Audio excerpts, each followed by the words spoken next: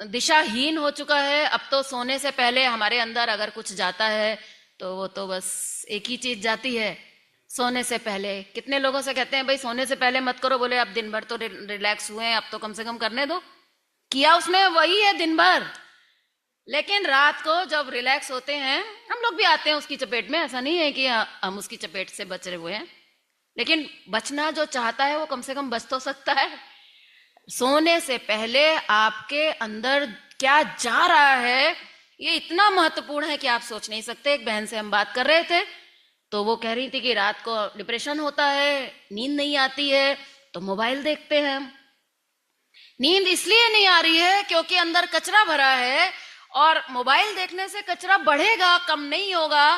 लेकिन क्या करें, इतना ज्यादा बुद्धि हमारी विचलित हो चुकी है, इतना ज्यादा इसमें तनाव भरा हुआ है, डिप्रेशन इतना जा चुका है अंदर, और उसी चीज को हम वापस अंदर डाल रहे हैं। जिस भोजन से हमारा पेट खराब हुआ है उसी भोजन को खाकर हम ठीक होने की कोशिश कर रहे हैं।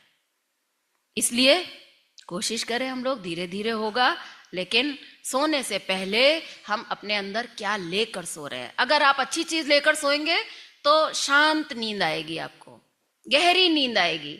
जितना गहरी नींद आएगी उतना ज्यादा समय तक आप अंदर उस परमात्मा के संपर्क में रह पाएंगे, और जब सवेरे सोकर उठेंगे तो उसी मात्रा में ज्यादा से ज्यादा एनर्जी एब्जॉर्ब कर सकेंगे। अभी हम सोकर उठते हैं तो इतने थके होते हैं, मन इतना उदास होता है और एनर्जी ही नहीं होती है शरीर में, ऐसा लगता है अरे फिर से काम में लगना पड़ेगा, मेरे अंदर तो जान ही नहीं है। क्यों? क्योंकि रात भर आपको गहरी नींद आई नहीं, सवेरे उठे फिर ध्यान में बैठे तो ना तो उठा जाएगा ना बैठा जाएगा ध्यान में। तो अगर ये साधना आपको साधनी है, सुबह का ध्यान अगर आप पकड़ना चाहते हैं तो उसके लिए अच्छा रहेगा कि स्वाध्याय करो तो बहुत अच्छा। अगर स्वाध्याय की शुरुआत नहीं हो रही है तो दूर अध्याय जो चल रहा है कम से कम उसको ही हम परित्याग कर सके तो भी हमारे जीवन में बहुत अच्छे रिजल्ट आ सकेंगे। और जब भगवान के चरित्रों का गान करेंगे तो उन्हीं चरित्रों का हमारे अंदर प्रादुर्भाव होगा। तो शिव जी कहते हैं कि पार्वती, जब मैं वहां गया उस आश्रम में, और जब मैंने ऐसी दिनचर्या वहां पर दिव्य देखी, और वहां पर काकभूषुंडी जी से जब भगवान के चरित्रों की कथा चरित्र सुना, तो कहते हैं मेरा सारा दुख भाग गया, मेरा सारा तनाव भाग गया, और वहां से मैं बड़े आनंद के साथ वापस आया। तो ये है एक साधक की आइडियल दिनचर्या। मुझे नहीं लगता है कि आज के समय में इस दिनचर्या में किसी को कोई बहुत भारी समस्या है। सरल है ना भाई, सो के उठ के बैठना है, इसमें कोई और किसी और को कुछ करना नहीं है।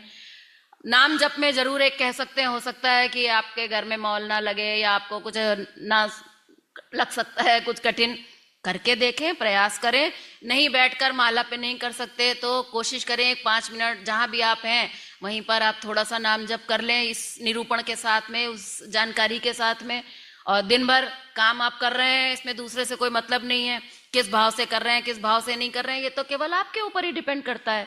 और शाम को अगर परिवार आपके साथ नहीं बैठता है, आपका परिवार का वातावरण ऐसा नहीं है, सब लोग साधना से नहीं जुड़े हैं, तो कोई बात नहीं, आप अकेले कर लो, अकेले ही थोड़ा नहा धो लो, अपना पूजा का जहां स्थान हो वहां थोड़ा बैठ जाओ और फिर थोड़ा सा कुछ पढ़ लो। तो कोई जरूरी नहीं है कि पूरा परिवार ही बैठे, नहीं बैठे तो अकेले चलो, ये तो अकेले चलने का रास्ता है, एकला चलो एकला चलो कहा गया है। इसलिए किसी के पीछे पीछे चलने की कोई आवश्यकता नहीं है। अपने आप से अपने आप को उठाओ, अपने आप से अपने आप को गिराओ नहीं। ये है रामचरितमानस की साधना। आप सभी ने बड़े धैर्य के साथ सुना, इसके लिए आप सभी का बहुत बहुत धन्यवाद। बहुत सुंदर तरीके से दीदी ने बताया। ये क्वेश्चन बार बार डॉक्टर साहब के क्लास में आता है कि ये चारों साधनाएं जो हैं वो आप समझाएं, तो मुझे उम्मीद है कि सबके प्रश्नों के उत्तर आज इस व्याख्यान से सबको मिल गए होंगे। बहुत बहुत धन्यवाद दीदी का, बहुत ही सुंदर प्रवचन।